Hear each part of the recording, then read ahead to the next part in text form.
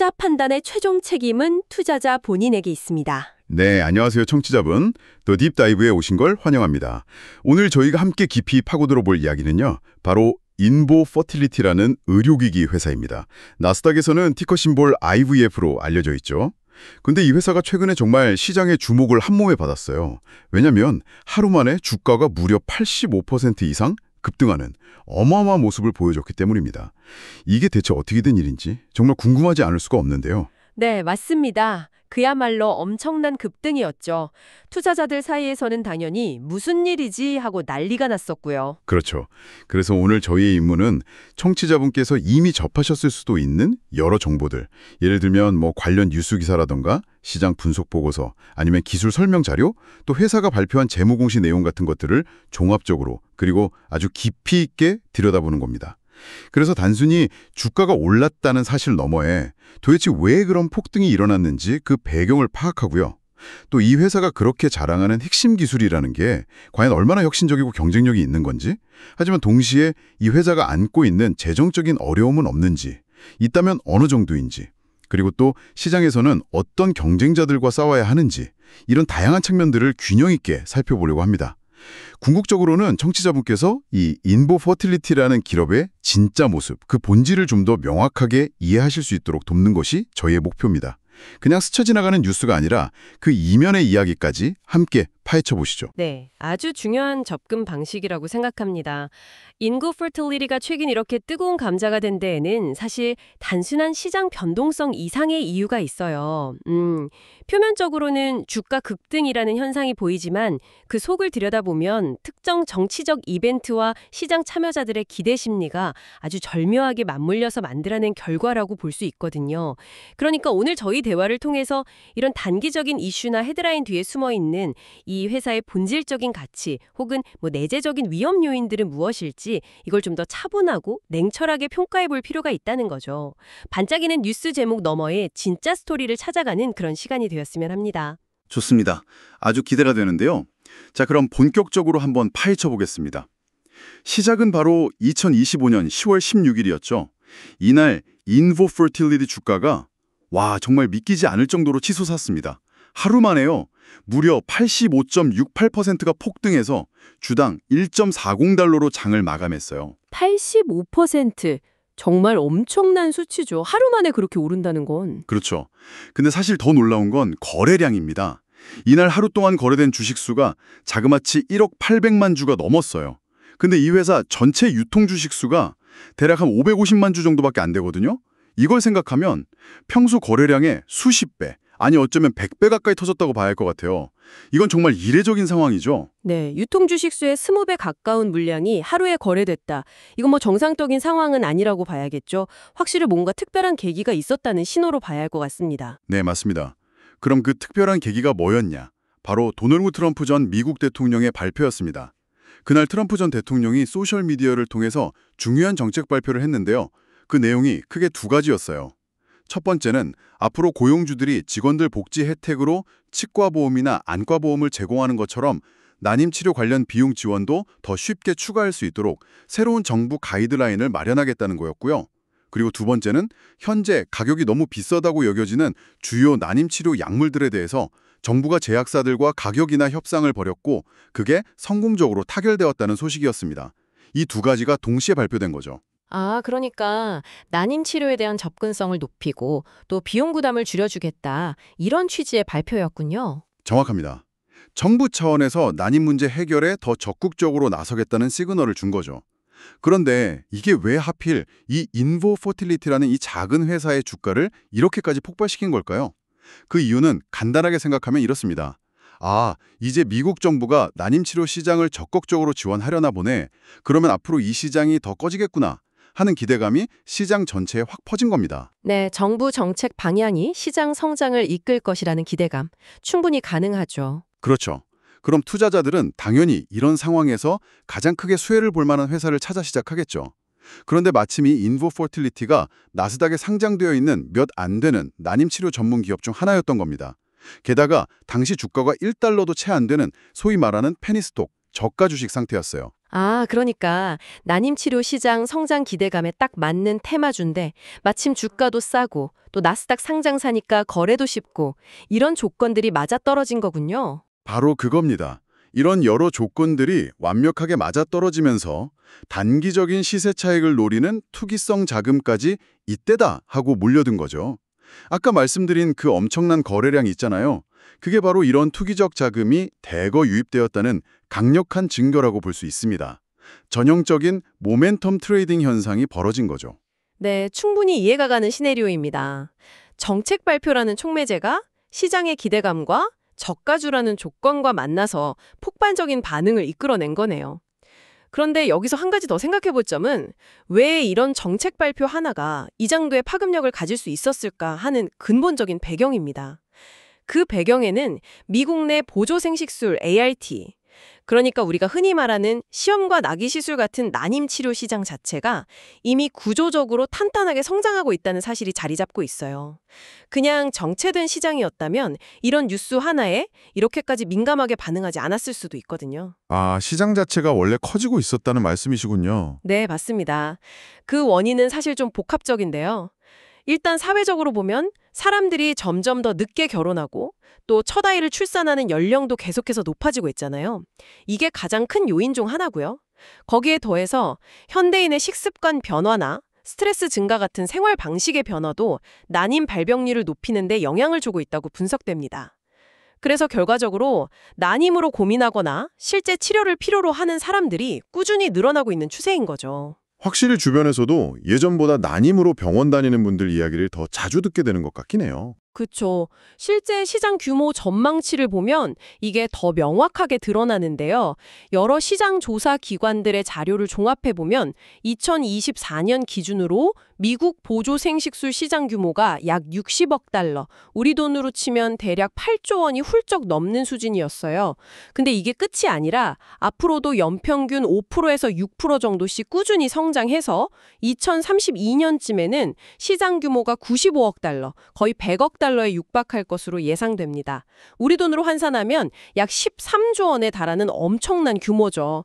매년 꾸준히 파이가 커지고 있는 시장이라는 겁니다. 와, 연평균 5, 6% 성장이다니 상당히 견조한 성장세네요. 네, 그렇습니다.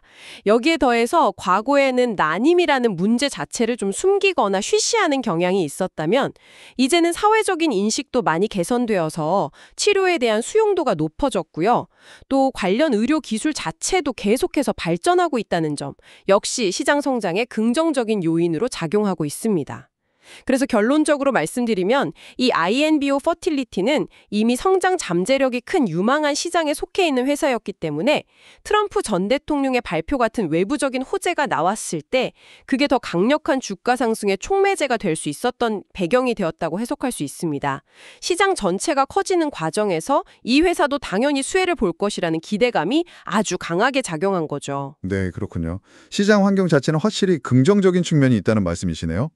자, 그럼 이제 정말 궁금해지는 부분인데요. 이 INBO Fertility라는 회사가 가진 핵심 경쟁력은 과연 무엇일까요? 이 회사가 내세우는 무기가 바로 INBO Cell이라는 이름의 기술이라고 들었습니다. 이게 정확히 어떤 건가요? 네, INVO 셀, 이게 이 회사의 가장 핵심적인 자산이자 기술이라고 할 수 있습니다. 공식적으로는 미국 FDA의 승인을 받은 세계 최초의 체강 내 배양 인트라베자이널 컬처 IBC 시스템으로 소개되고 있어요. 체강 내 배양. 말이 좀 어려운데요. 이게 기존의 시험관 아기 시술 방식과는 어떻게 다른 건가요? 좀 쉽게 설명해 주실 수 있을까요? 네네.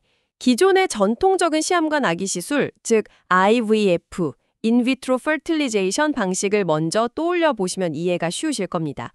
보통 IVF는 여성의 몸에서 난자를 채취하고 남성에게서 정자를 받아서 이걸 실험실, 인비트로, 유리 안에서라는 뜻이죠. A는 아주 비싸고 정교한 배양 장비, 인큐베이터 안에서 수정을 시키잖아요. 그리고 거기서 며칠 동안 배아를 키운 다음에 다시 여성의 자궁으로 이식하는 과정을 거칩니다. 네, 그건 대략 알고 있습니다. 실험실에서 모든 게 이루어지는 거죠? 그렇죠. 그런데 이 INVO 셀은 그 방식이 좀 다릅니다. 난자와 정자를 채취하는 것까지는 비슷한데 이걸 실험실의 배양 접시가 아니라 아주 작은, 뭐랄까 캡슐처럼 생긴 특수한 기구 안에 함께 넣습니다. 그리고 이 기구를 여성의 질 내부에 삽입하는 거예요. 아, 몸 안에 놓는다고요? 실험실이 아니라? 바로 그겁니다. 그래서 체각 내 배양, 인트라베자이널 컬처라고 부르는 거죠. 그러면 수정부터 초기 배아 발달까지의 중요한 과정이 고가의 실험실 장비 아니라 여성의 몸 안에서 말하자면 자연적인 환경과 더 유사한 조건에서 이루어지게 됩니다. 며칠 후에 이 기구를 다시 꺼내서 잘 발달한 배아를 성별하고 자궁에 이식하는 거죠. 와, 정말 발상이 좀 독특하네요. 여성의 몸 자체를 인큐베이터로 활용한다. 이런 아이디어인 거군요. 정확합니다. 바로 그 지점이 인보셀이 내세우는 핵심적인 가치 제안입니다.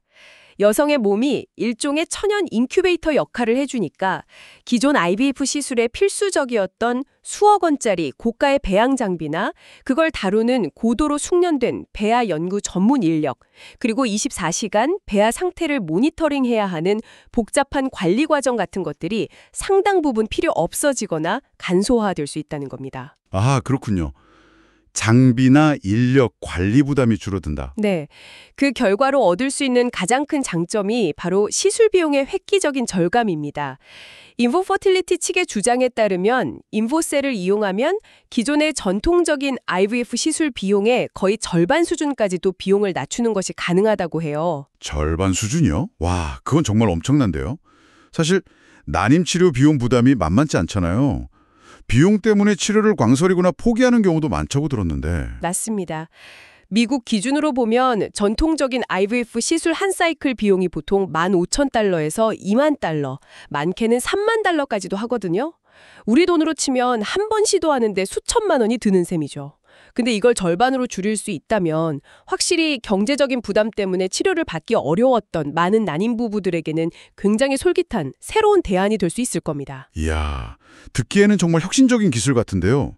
비용을 그렇게까지 낮출 수 있다면 말씀하신 대로 정말 게임 체인저가 될 수도 있겠다는 생각도 드는데, 그런데 여기서 중요한 질문이 생깁니다. 비용 절감 효과는 알겠는데 과연 실제 효과, 그러니까 임신 성공률은 어떤가요?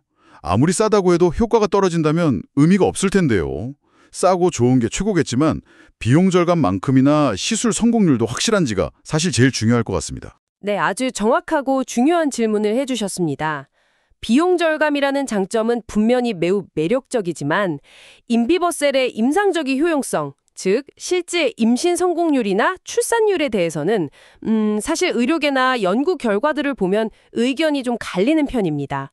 명확하게 이게 더 좋다 혹은 이건 부족하다고 단정하기 어려운 상반된 시각들이 공존하고 있어요. 아, 의견이 갈린다고요? 어떤 점들에서 그런가요? 우선 긍정적인 측면부터 말씀드리면요.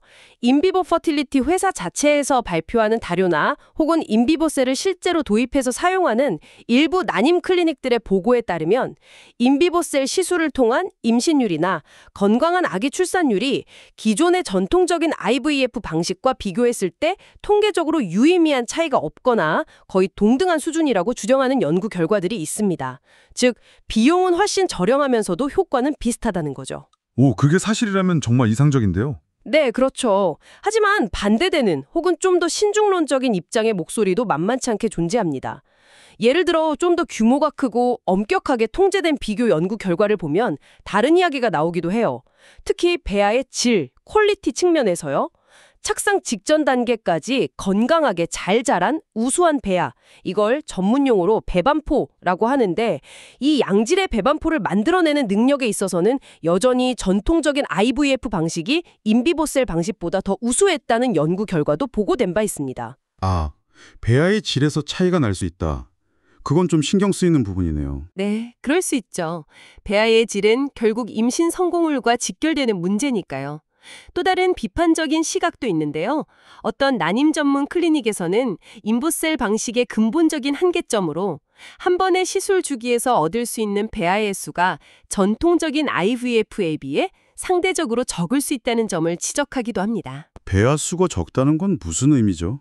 그러니까 만약 첫 번째 시술에서 임신에 실패했을 경우 냉동해 두었던 여분의 배아를 사용해서 다시 시도해볼 기회가 줄어든다는 거죠. 그러면 또다시 난자 채취부터 모든 과정을 반복해야 할 가능성이 높아지니까 결과적으로는 시간과 비용이 더 들 수도 있다는 주장입니다. 그래서 이런 클리닉들 중 일부는 차라리 배란 유도 약물의 사용량을 최소화해서 비용 부담을 낮추는 최소 자극 시험관 아기 시술, 미니멀 스티뮬레이션 IVF 또는 미니 IVF 같은 다른 저비용 IVF 방식이 현실적으로 더 나은 대안일 수 있다는 평가를 내리기도 합니다. 어허, 저비용 대안이 INF셀만 있는 건 아니군요. 미니 IVF라는 것도 있고요. 네, 그렇습니다. 미니 IVF도 비용 절감을 목표로 하는 하나의 접근법이죠. 그래서 이런 상반된 연구 결과들과 임상 현장의 다양한 의견들을 종합적으로 고려해보면 현재로서는 인부셀 기술이 당장 난임 치료 시장의 판도를 완전히 뒤바꿀 만한 압도적인 게임 체인저라고 단정하기에는 아직 좀 시기상조인 것 같습니다.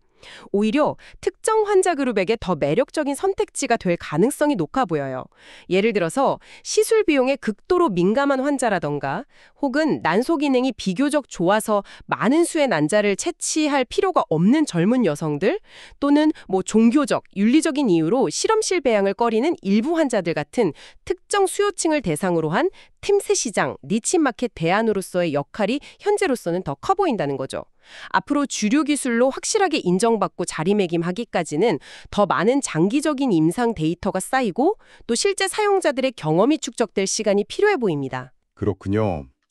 기술 자체의 잠재력은 흥미롭지만 아직은 그 효과와 시장에서의 위치에 대해서는 물음표가 좀 남아있는 상태다. 이렇게 정리할 수 있겠네요. 그런데 기술적인 측면 외에도 이 회사가 헤쳐나가야 할 또 다른 큰 산이 바로 시장 경쟁 환경인 것 같아요. 앞서 말씀하신 것처럼 난임 치료 시장 자체가 성장하고는 있지만 그만큼 이미 강력한 경쟁자들이 자리를 잡고 있는 아주 치열한 시장이지 않습니까? 네, 맞습니다. 이 부분을 좀 더 큰 그림, 거시적인 관점에서 보면 인보 퍼틸리티가 마주한 경쟁 구도를 크게 두 가지 차원으로 나누어서 분석해 볼 수 있습니다.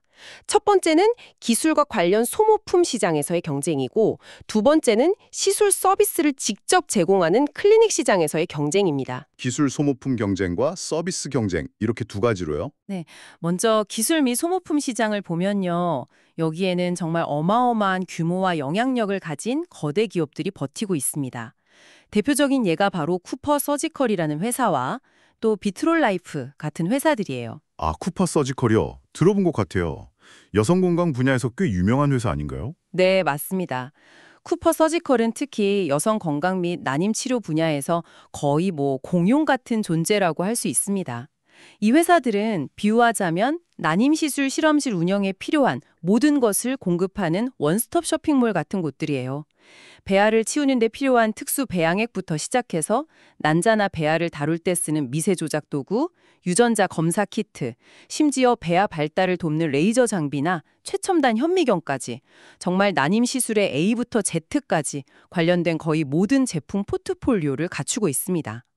그리고 이 회사들은 단순히 제품만 파는 게 아니라 전 세계 수많은 난임 클리닉들과 아주 오랫동안 깊은 파트너십 관계를 맺어왔어요. 클리닉들에게 장비와 소모품을 공급하고 교육을 제공하고 기술 지원을 해주면서 아주 강력한 네트워크, 일종의 생태계를 구축해 놓은 거죠. 이를 통해 안정적인 수익을 창출하고 있고요. 이미 시장을 꽉 잡고 있는 생태계가 있다는 거군요. 그렇죠. 특히 중요한 점은 이 거대 기업들의 제품과 기술, 그리고 이들이 구축한 생태계 전체가 현재 시장의 표준이자 주류인 전통적인 IVF 방식에 완벽하게 최적화되어 있다는 겁니다. 그런데 인보셀 같은 새로운 방식은 기존의 이 강력한 생태계의 정면으로 도전하는 것이기 때문에 단순히 기술의 우수성만으로는 넘기 어려운 벽에 부딪힐 가능성이 높습니다. 기존 업체들의 보이지 않는 견제나 새로운 시스템 도입을 꺼리는 클리닉들의 저항 같은 것들을 직면할 수밖에 없다는 거죠. 아, 기존 시스템에 익숙한 병원들이 쉽게 바꾸려고 하지 않을 수도 있겠네요. 충분히 그럴 수 있습니다. 변화에는 항상 비용과 노력이 따르니까요. 자, 그리고 두 번째 경쟁 차원은 바로 난임 시술 서비스를 직접 제공하는 클리닉 시장에서의 경쟁입니다. 미국에는 이미 전국적으로 수십 개, 많게는 수백 개에 달하는 클리닉 지점을 운영하는 대규모 네트워크 병원 그룹들이 존재합니다. 예를 들면 US Fertility Network라는 곳이 있는데 여기에는 특히 미국 동부 지역에서 아주 명성이 높은 Shade Grove Fertility 같은 대형 클리닉들이 속해 있고요. 또 Prelude 네트워크나 CCRM Fertility 같은 곳들도 전국적인 규모의 클리닉 체인을 운영하면서 막강한 영향력을 행사하고 있습니다. 마치 병원계의 스타벅스나 맥도널드 같은 체인들이군요. 네, 비슷한 비유가 될 수 있겠네요. 이 대형 클리닉 네트워크들은 몇 가지 강력한 경쟁 우위를 가지고 있습니다. 첫째는 당연히 높은 브랜드 인지도죠. 오랫동안 쌓아온 명성과 마케팅 능력을 바탕으로 환자들에게 신뢰를 주고 있습니다. 둘째는 표준화된 고품질의 의료 서비스 제공 능력입니다. 어느 지점을 가든 일관된 수준의 진료를 받을 수 있다는 장점이 있죠. 셋째는 수많은 시술 경험을 통해 축적된 방대한 임상 데이터입니다. 이 데이터를 분석해서 시술 성공률을 높이는 데 활용할 수 있고요. 이런 막강한 경쟁력을 바탕으로 이 대형 네트워크들이 현재 미국 난임치료 서비스 시장을 상당 부분 주도하고 있습니다. 그런데 인보서틸리티가 최근에 인보센터라는 이름의 자체 클리닉을 직접 설립하고 또 위스콘신 퍼틸리티 인스티튜트 같은 기존의 중소규모 클리닉을 인수하는 전략을 본격적으로 추진하고 있거든요. 이건 결국 앞서 말씀드린 이 거대한 클리닉 네트워크들과 직접적으로 환자 유치를 놓고 경쟁하겠다는 의미입니다. 와, 그건 정말 쉽지 않은 싸움이 되겠네요. 자본력이나 규모, 브랜드 인지도 면에서 상대가 안 될 텐데요. 그렇죠. 자본력, 마케팅 능력, 운영 노하우, 인력 확보 등 모든 면에서 정말 어려운 싸움이 될 수밖에 없습니다.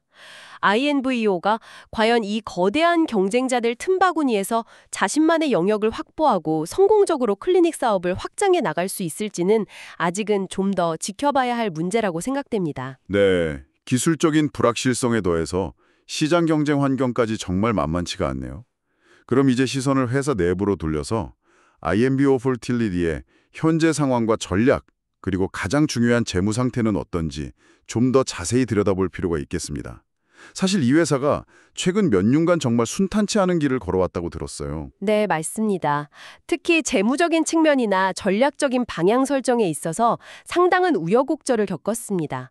가장 대표적인 사건이 바로 2024년 말에 있었던 나야 바이오사이언스와의 합병 시도와 실패였죠. 아, 그 합병군요. 원래 INVO는 난임 전문인데 나야는 항암제 개발 회사였잖아요. 좀 의아한 조합이라고 생각했었는데. 네, 많은 사람들이 그렇게 생각했습니다. 당시 INVO 경영진은 두 회사가 합병하면 시너지가 날 것이라고 주장했지만 시장의 반응은 매우 냉담했어요. 오히려 본업에 집중하지 않고 엉뚱한 짓을 한다는 비판이 많았고 합병 발표 이후 주가는 오히려 폭락하는 모습을 보였습니다. 결국 기대했던 시너지는커녕 회사 가치만 갉아먹는 결과를 낳았고 합병을 완료한 지 불과 6개월 만인 2025년 중반에 다시 두 회사로 분할하는 그야말로 해프닝으로 끝나버렸죠. 회사로서는 정말 혼란스럽고 어려운 시기였을 겁니다. 정말 힘든 시간을 보냈겠네요. 주주들도 그렇고요. 양을 재정비했습니다. 회사 이름도 원래 인보 바이오사이언스였는데 인보 퍼티리티로 다시 바꾸면서 이제 우리는 다른 것 안 보고 오직 난임 사업에만 모든 역량을 집중하겠다고 공식적으로 선언했죠. 네, 다시 본업으로 돌아온 거군요. 그럼 현재 인보 퍼틸리티가 집중하고 있는 핵심 전략은 구체적으로 어떤 것들인가요? 현재 회사가 발표하고 추진 중인 핵심 전략은 크게 세 가지 축으로 요약해 볼 수 있습니다. 첫 번째는 앞서 잠시 언급했던 것처럼 인보셀 시술을 전문적으로 제공하는 인보센터라는 자체 브랜드 클리닉을 직접 설립하고 운영하는 것입니다. 일종의 플래그십 스토어 같은 개념으로 볼 수도 있겠죠. 자체 클리닉 운영. 네. 두 번째 전략은 재정적으로 비교적 안정적이고 지역사회에서 평판이 좋은 기존의 중소규모 IVF 클리닉들을 인수합병 M&A 하는 겁니다. 이를 통해 일단 안정적인 매출 기반을 빠르게 확보하고 거기에 인보셀 기술을 접목시켜서 시너지 효과를 창출하겠다는 계산이죠. 앞서 예시로 들었던 위스콘신 퍼틸리티 인스티튜트 인수가 바로 이 전략의 대표적인 사례입니다. 기존 클리닉 인수.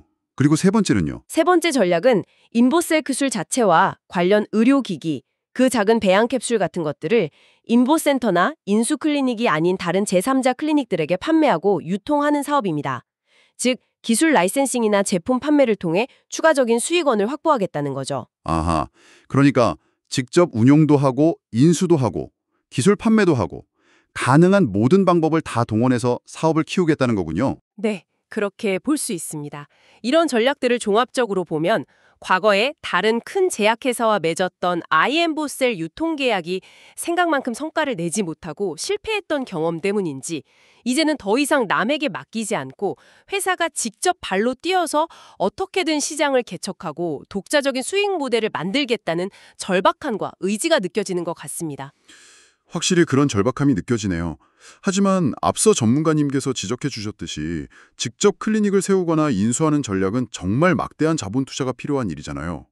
게다가 이미 시작을 장악하고 있는 거대 클리닉 네트워크들과 정면으로 경쟁해야 한다는 부담도 있고요. 과연 이 전략이 성공할 수 있을까, 자금은 충분할까 하는 근본적인 의문이 드는 것도 어쩔 수 없는 것 같습니다. 계획은 담대하지만 그 실행 과정은 정말 험난할 것 같다는 생각이 드네요. 네, 바로 그 지점입니다. 그 자금 문제.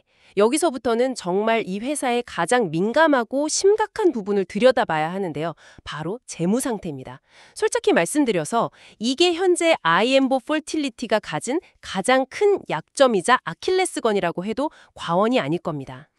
재무 상태가 그렇게 안 좋은가요? 네, 상당히 심각합니다. 이 회사는 지난 몇 년간 단 한 번도 꾸준히 흑자를 기록한 적이 없어요.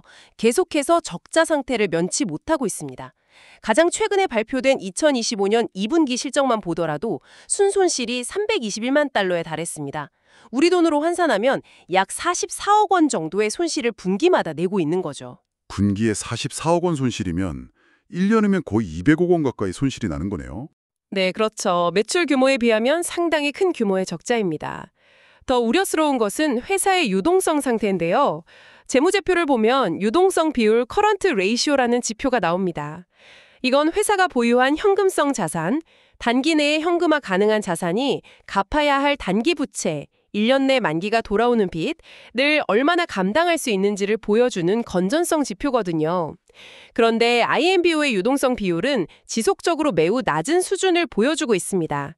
이건 단기적으로 채무 상환 압박에 시달릴 가능성이 높다는 상당히 위험한 신호로 해석될 수 있습니다. 단기 부채 상환 능력에 문제가 있을 수 있다. 네, 실제로 과거 사례를 보면 IMBO는 재무보고서를 제때 규정대로 제출하지 못해서 나스닥 거래소로부터 이러다가는 상장 폐지될 수도 있다는 공식적인 경고서안을 받은 적도 여러 차례 있습니다. 계속해서 사업을 영위해 나갈 수 있을지에 대한 근본적인 의문, 회계 용어로는 계속 기업으로서의 존속 가능성에 대한 심각한 우려가 감사 보고서 등에서 꾸준히 제기되어 온 회사입니다. 상장 폐지 경고까지 받았다니 정말 상황이 심각했었군요. 네, 이런 만성적인 재정적 어려움 속에서 회사가 망하지 않고 버텨나가기 위해 할 수 있는 선택은 사실상 하나뿐입니다. 바로 외부로부터 자금을 계속해서 끌어오는 것, 즉 자금 조달에 의존하는 거죠. 네, 돈을 빌리거나 투자를 받아야 하는 거군요. 그렇습니다. INBO는 주로 전환 우선주, Convertible Preferred Stock이라는 형태의 주식을 발행해서 필요한 운영 자금을 조달해 왔습니다. 이건 좀 복잡할 수 있는데 쉽게 말하면 나중에 일정한 조건이 충족되면 발행회사 INBO의 보통 주식으로 전환할 수 있는 권리가 붙어있는 특별한 종류의 주식이라고 생각하시면 됩니다. 투자자 입장에서는 회사가 잘 되면 주식으로 바꿔서 시세 차익을 얻을 수 있고 잘 안 되더라도 보통주 주주보다는 우선적으로 투자금을 회수할 가능성이 있어서 선호되는 방식 중 하나죠. 아, 나중에 보통주로 바꿀 수 있는 옵션이 붙은 주식이군요. 네. 그런데 여기서 아주 결정적으로 중요한 포인트가 있습니다. 바로 이번 주가가 폭등 직전에 있었던 공시 내용인데요. 2025년 10월 10일, 그러니까 주가가 폭등하기 불과 엿새 전에 INBO Fertility가 한 기관 투자자에게 시리즈 C2 우선주라는 이름의 새로운 전환 우선주를 발행했다는 공시를 냈습니다. 10월 10일 공시요. 주가 폭등 직전에. 네. 근데 그 공시 내용 중에서 가장 주목해야 할 부분이 뭐냐면 이 시리즈 C2 우선주가 나중에 보통주로 전환될 때 적용되는 가격, 즉 전환 가격, conversion price가 주당 0.6643달러로 결정되었다는 사실입니다. 전환 가격이 0.6643달러. 근데 며칠 뒤에 주가가 1.40달러까지 폭등했잖아요. 바로 그겁니다. 이게 왜 그렇게 중요하냐면 전환 가격이 불과 며칠 뒤에 시장에서 형성된 주가 1.40달러의 절반에도 미치지 못하는 아주 낮은 수준이라는 거죠. 이게 무엇을 의미할까요? 그 우선주를 가진 투자자 입장에서는 지금 당장 보통주로 전환해서 시장에 내다 팔기만 해도 엄청난 이익을 볼 수 있다는 뜻 아닌가요? 주당 거의 0.7달러 넘게 차익이 생기는데요. 정확합니다. 그 우선주를 보유한 투자자 입장에서는 그야말로 앉아서 돈 벌 수 있는 절호의 기회가 생긴 셈이죠. 주가가 오른 지금 당장 가지고 있는 우선주를 0.6643달러짜리 보통주로 바꿔서 시장에 1.40달러? 혹은 그 이상의 내다 팔고 싶은 유혹이 어마어마하게 클 수밖에 없습니다. 리스크 없이 막대한 차익을 즉시 실현할 수 있으니까요. 와, 이건 정말 엄청난 잠재적 매도 압력이 되겠는데요. 네, 바로 그 점이 핵심입니다.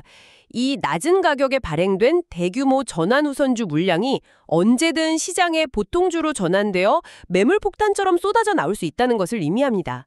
이걸 주식시장에서는 흔히 오버행 이슈, 즉 잠재적인 매도 물량 부담이 주가 상승을 억누르는 현상이라고 부릅니다. 이렇게 되면 어떤 결과가 초래될까요? 시장에 갑자기 대규모 매물이 쏟아지면 당연히 주가는 하락 압력을 받게 되고, 더 중요한 것은 기존의 ANBO 퍼틸리티의 보통주를 가지고 있던 일반 주주들의 지분 가치가 희석되면서 심각하게 손상될 수 있다는 겁니다. 새로운 주식이 대량으로 발행되는 만큼 기존 주주 한 명당 가지고 있던 지분의 비율과 가치가 떨어지게 되는 거죠. 결국 회사가 생존하기 위해서 자금을 조달한 행위가 역설적으로 기존 주주들에게는 주가 하락과 지분 가치 희석이라는 독이 되어서 돌아올 수 있다는 거네요. 정말 딜레마적인 상황입니다. 네, 맞습니다. 회사 경영진 입장에서는 당장 회사를 살리기 위해 어쩔 수 없는 선택이었을 수도 있습니다. 자금 조달이 워낙 시급했으니까요. 하지만 그 결과가 기존의 보통주 주주들에게는 매우 고통스러운 결과를 안겨줄 수 있다는 점에서 이 오버행 이슈는 ANBO 퍼틸리티 투자를 고려할 때 절대로 간과해서는 안 돼 매우 중요한 위험 요인이라고 강조하고 싶습니다. 와, 정말 복잡하고도 중요한 내용이네요. 자, 그럼 지금까지 저희가 나눈 이 모든 정보들을 한번 종합해보면 청취자분께서는 이 인보 퍼틸리티라는 회사를 둘러싼 현재 상황을 어떻게 이해하고 받아들여야 할까요? 정리해보면 이 회사는 정말이지 엄청난 기회와 살얼음판 같은 위험이라는 양극단의 요소가 아주 극명하게 공존하고 있는 사례인 것 같습니다. 네, 정확한 요약이라고 생각합니다. 기회와 위험이 아주 첨예하게 대립하고 있죠. 기회 요인부터 다시 한번 정리해볼까요? 첫째, 난임치료라는 시장 자체가 거대하고 앞으로도 꾸준히 성장할 가능성이 높다는 점. 둘째, 인보셀이라는 핵심 기술이 가진 획기적인 비용 절감이라는 확실한 경쟁 우위 혹은 잠재력. 셋째, 최근 트럼프 전 대통령의 발표처럼 정부 정책 변화 등 외부적인 요인에 따른 수혜 가능성.